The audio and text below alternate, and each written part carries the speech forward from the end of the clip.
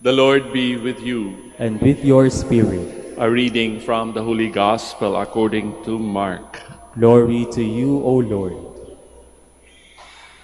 Jesus came into the district of Judea and across the Jordan. Again, crowds gathered around him, and as was his custom, he again taught them. The Pharisees approached him and asked, "Is it lawful for a husband to divorce his wife?" They were testing him. He said to them in reply, "What did Moses command you?" They replied, "Moses permitted a husband to write a bill of divorce and dismiss her." But Jesus told them, "Because of the hardness of your hearts, he wrote you this commandment. But from the beginning of creation, God made them male and female. For this reason, a man shall leave his father and mother and be joined to his wife, and the two shall become one flesh. So they are no longer two, but one flesh. Therefore, what God has joined together, no human being must separate." In the house, the disciples again questioned Jesus about this. He said to them, "Whoever divorces his wife and marries another commits adultery against her. And if she divorces her husband and marries another, she commits adultery." Dear friends, brothers and sisters, the Gospel of the Lord. Praise to you, Lord Jesus Christ. Please be seated. Magandang umaga po sa inyong lahat. Pati na rin po doon sa mga sumusubaybay sa atin sa live streaming all over the world. Welcome to the Minor Basilica of Our Lady of the Rosary of Manaoag. Yung ating topic sa ating ebanghelyo sa umagang ito ay medyo contentious sapagkat dalawang bansa na lamang sa buong mundo kung saan ang divorce ay illegal. Alam niyo ba ang answer? Kasama ang Pilipinas doon sa dalawang yon. At yung isa ay yung Vatican City, the city-state that is in Rome.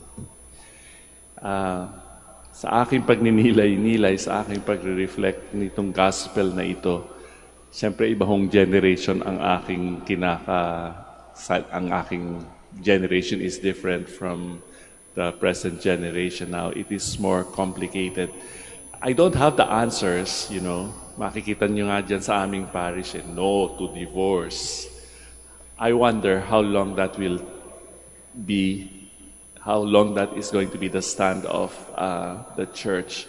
Siguro it will stick by the Vatican and still, you know, not allow divorce.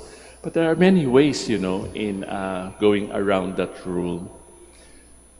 Ang mga pariseyo na naengkwentro ng ating Panginoon, actually, hindi naman sila sincere sa pagtatanong sa Panginoon kung bakit merong divorce. Kaya nga, even now, our society is still grappling with that issue kung bakit merong divorce. During the time of Jesus, it was very difficult also to get a divorce. Pero talagang dihado ang mga kababaihan at yung mga anak ng union na yun na nagkahiwalay ang mag-asawa. Because there are really many consequences even in our family. Siguro old-fashioned yung family namin. Kapag kami merong hindi magandang nangyayari sa samahan ng mag-asawa, it is a problem for the entire family. Pero naghiwalay pa rin yung mga pinsang ko, some of them. And I think many of us also have that experience. Hindi ko natatanungin. It is a reality that we are facing. And well, I can take consolation in the fact that the Lord really knows the reason, di ba? Sinasabi niya talaga yung facts. Sabi niya, from the very beginning, yung original, God's plan was for man and woman to be united. So let no man separate that reality. But is it just an ideal thing?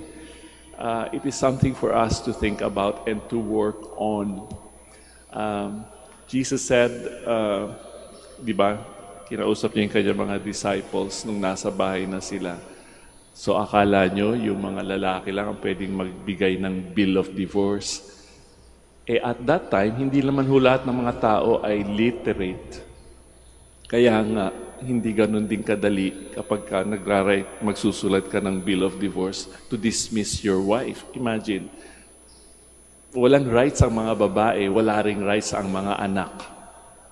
Dihadong-dihado talaga. Even now, di ba?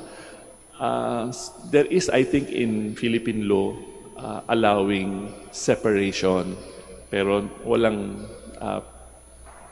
paraan para mag-marry sila ulit or have another union or marriage.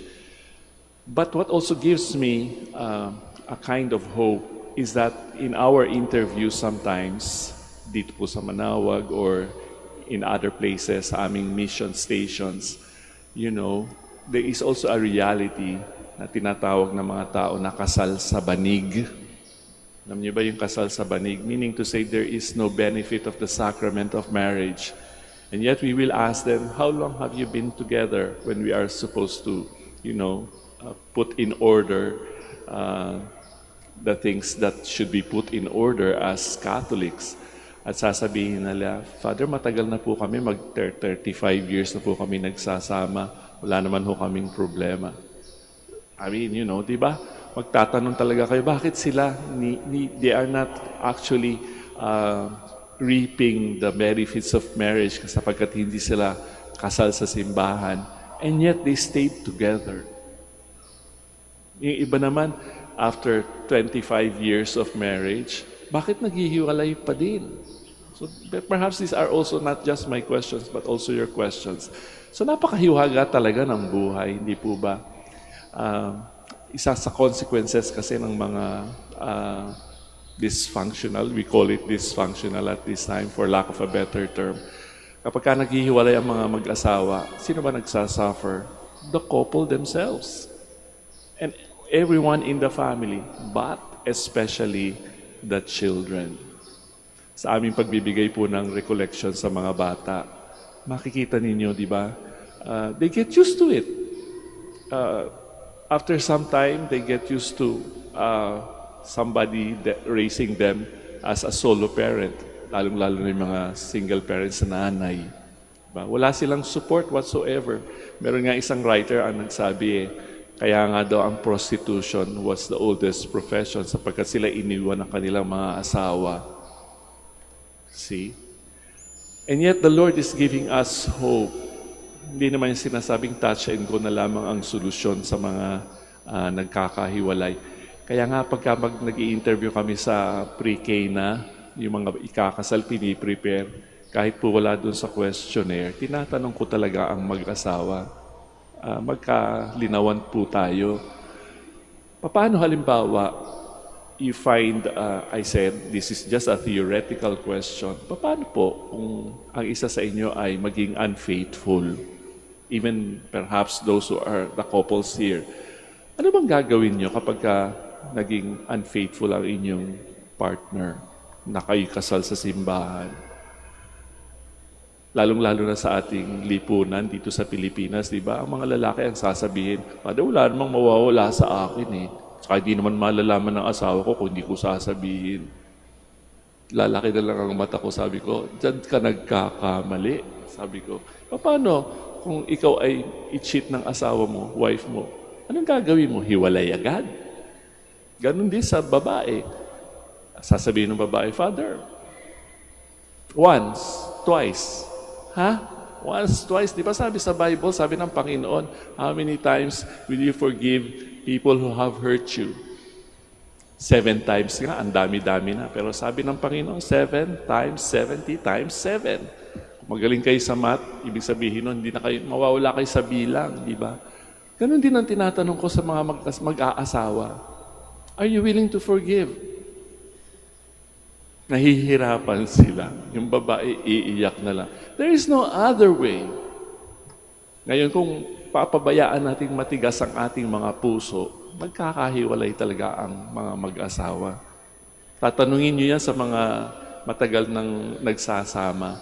Hindi palaging touch and go ang samahan kahit nga ang mga magulang ko noon kapag ka nag-aaway sa bahay. Ang tahimik ng bahay, walang imikan kasi baka mamaya mapagalitan kami. Kung tatanungin ko, Nay, Tay, ba't di kayo nag-uusap na dalawa?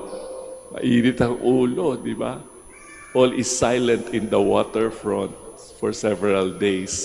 Pero nagkakabati naman sila, di ba? Nanay ko maglilinis na lang ng banyo kapag kaganyan. Pagka naglilinis siya ng mga